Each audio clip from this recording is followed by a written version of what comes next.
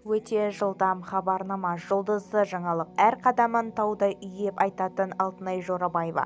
Ассалаумағалейкум құрметті көрермен. Егер осы сөздер сізді қызықтырып жатқан болса, осы видеомызды соңына дейін қарап, каналымыздың дамуы үшін бір ғана лайк және де подписаться түймелерін баса кетуіңізді ұсынамыз. Ал онда біз бастадық. Әр қадамын таудай үйеп айтатын Алтынай Жорабаева тағы бір видеосын желіде елең еткізді.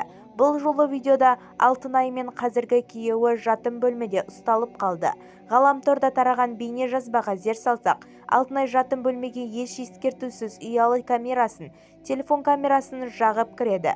Бар енді, еш ойсыз жатқан екінші күйеуі алғашқыда сасып қалды. Ал қараңғы ханада Алтынай Жорабаеваның концертін көріп жатқан болып шықты. Оны көрген Алтынай күйеуіне бірден сұрақтардың астына қоя бастады.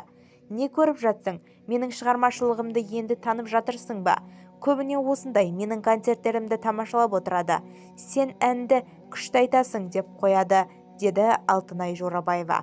Бізді тамашалауды жалғастырыңыз және де каналымыздың дамуы үшін бір ғана лайк және де подписаться түймелерін баса кетуіңізді ұсынамыз.